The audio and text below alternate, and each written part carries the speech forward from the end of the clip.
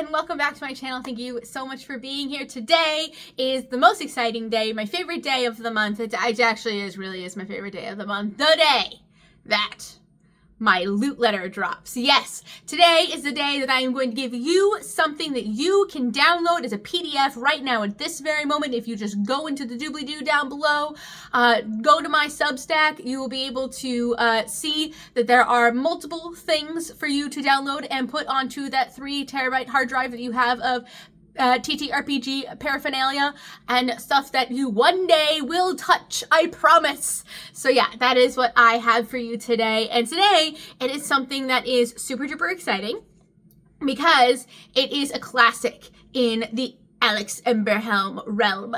So it's actually one of the first things that I ever published or wrote to publish. Actually, I think it is one of the first things I ever published because I published it on as a link on my Linktree. Yeah, so this was the first thing that I've ever published, and that is D100 charts. Yes, D100 charts are one of my bread and butter, my good old trusted and tried and true. I love D100 charts. D100 charts is really where I really got started with thinking like, oh, maybe I could make something. Maybe I could publish something. Maybe I do have the skills to publish something. And that is where it all started. It started actually, funnily enough, with a D100 chart of mundane magic items. These were things that I would think of that you would like possibly find in a bag of holding, or you would possibly find like rummaging around a lord or lady's house, like something along those lines. I felt like we needed a lot more mundane magic items, like things that were not necessarily like super magical, but you know, if you're special enough, you will find a way. You will find a will and a way. For example, one of the things on that mundane and magical entities chart is a jar of cherries that whenever you eat the cherry, it makes you levitate 6 inches off the ground. You wouldn't think that is a super cool and super thing that people need, but whenever it comes to difficult terrain, if you're levitating off the ground, you're not in the difficult terrain anymore. So people have found ways to manipulate stuff and things in my chart to make them more useful, but in the end, they are mundane magic items, and that is in Alex's Bombastic Oddities, along with I think there's 2 or 3 D100 charts. There's a couple of D20 charts, and then there is a D10 chart of NPCs that you can use to fill up a town whenever they're like, we stop at a random town. And it's like, cool, I don't have a random town. Well, here are some random NPCs to fill that up. So, and like Monday things that they do. I have inundated myself with charts like this. It is something that I find much joy in. And one of the reasons why I find so much joy in doing these charts is because most of the time I do these charts on stream. And whenever I do these charts on stream, my community, my pillow people, come in and actually add in to the chart. So many things on this chart that you're going to see whenever you download it is were given to me by my pillow people so that the chart could be a collaborative event kind of a thing.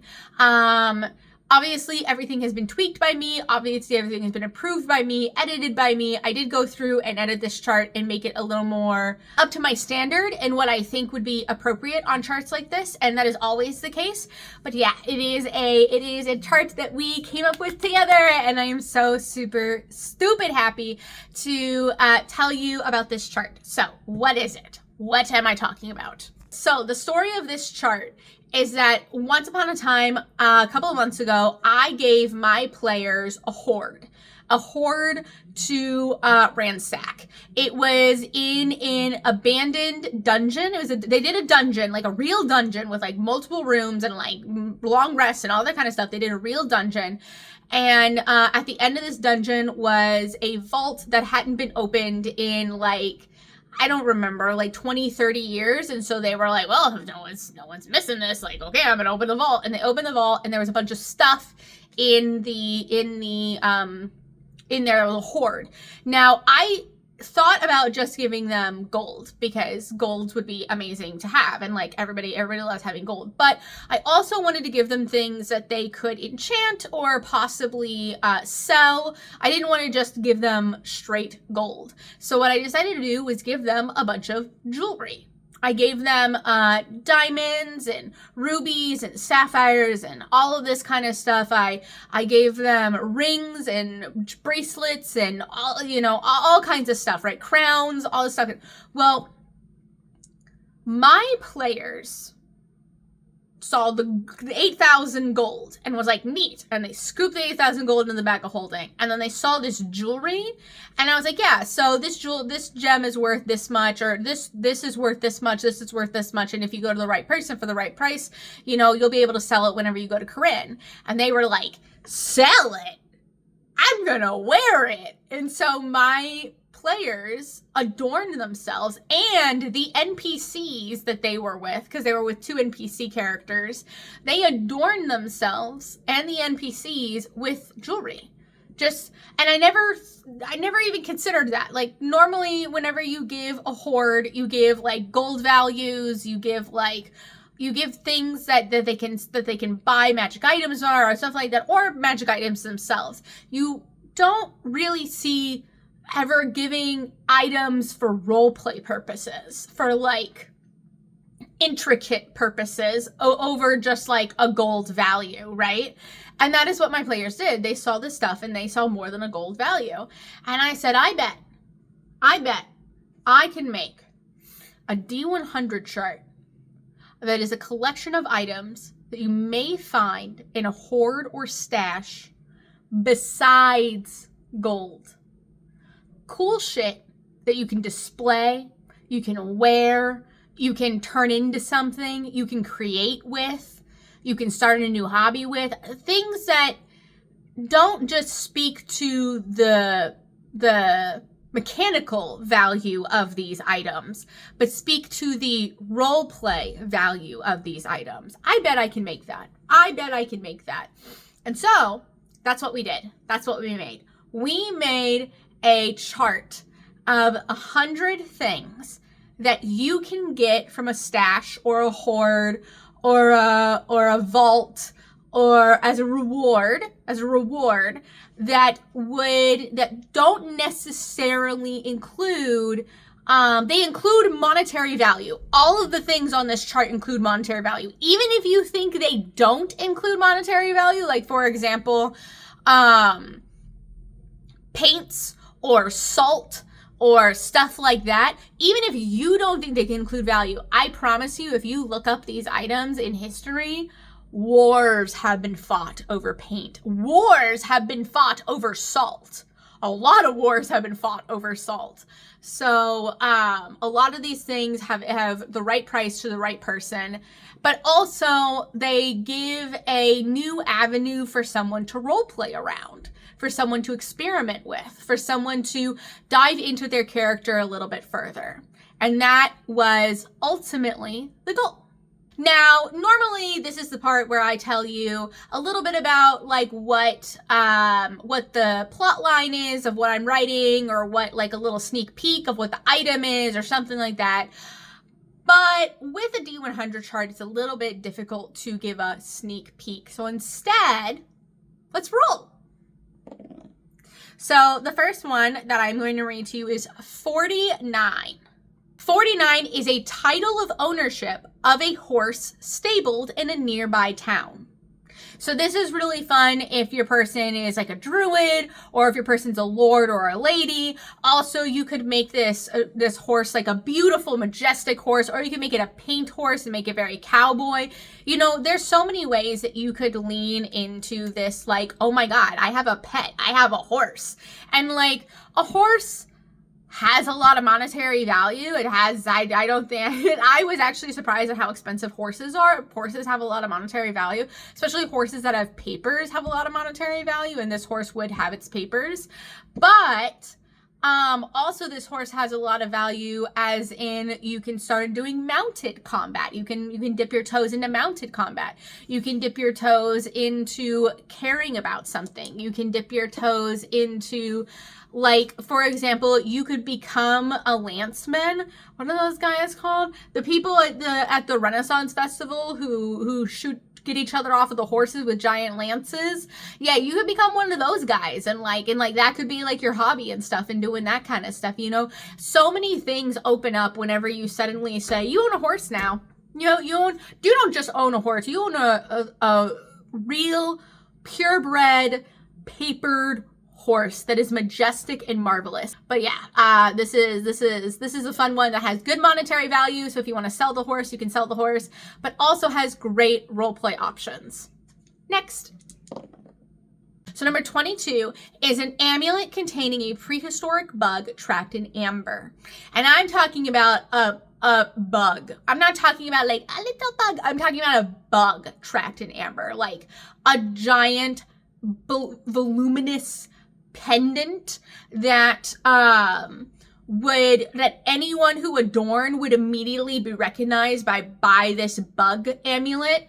And so possibly one of the avenues that somebody could go down is somebody could make this a specific characteristic of their new and improved and upgraded character as they level up. And then whenever they get their character drawn, you know, you get the bug adorning you. You know, that was kind of one of the things. Okay, one more. 11. This one we actually changed several times and ended up settling on this. A barrel of expensive aged wine. And there's two, see, to me, like, this one again has multiple purposes because you can sell it. You can sell the wine. You could totally sell the wine to some wine connoisseur or some lord and get plenty of money out of it. But you can also get drunk with your party. You can also get super drunk, wine drunk on expensive wine with your party after defeating some big bad thing, and this is out of their hoard, and you're like, I'm gonna get drunk on your wine because screw you. You know what I mean? Like, I feel like this is a specific thing that, like, when the players find it, I don't think selling it is going to be even the first thing that they think about. I think it's going to be, I'm getting drunk on your wine because you suck. And I think that is fantastic.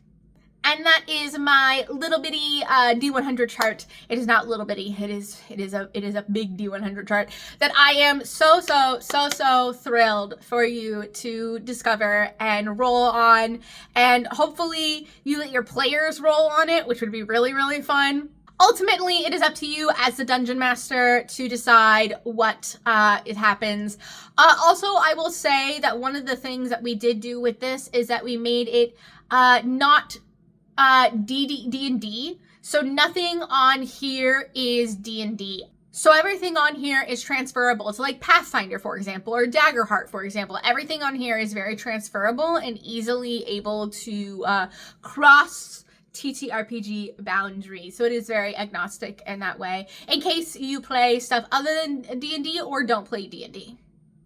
The link will be in the doobly-doo down below, along with all of my other links. I super duper appreciate your time. I appreciate you being here. And I appreciate the fact that we have gone a full year of loot letters. This is my 12th loot letter. This is a full year of loot letters because I do one a month. And I am so stupid happy that I am able to do this, that I'm able to share this with you, and that people want me to share this with them. Like, people are actually enjoy my loot letters. I've had a lot of feedback that people actually look forward to my loot letters, and that everybody has a lot of fun with them, which really warms my heart and makes me so happy. So I really appreciate you being here. I really appreciate everyone hanging out with me all throughout the year. I am going to try to make one more Trinkets to Side Quest before the end of the year. So if you want to give me a trinket, I would super duper appreciate it. I love whenever people give me trinkets because I hate picking the trinket. So if you would give me a trinket so I can do one more. And then I think I'm going to do a reflection video of just the year of content creation in D&D for me. Thank you for being here. Thank you for participating. Go ahead and check the doobly-doo down below for linky poos to the Substack, which is where I have the PDFs. I don't know where else to put PDFs. Like, it's the only place that I found that I can like give you a PDF and you like receive PDF and it's not weird. So yeah, I appreciate you. You're amazing. You're wonderful. I'm getting distracted, so I'm going to go ahead and go. I love you. You're always welcome at my table, of course. And 2 more videos till the end of the year.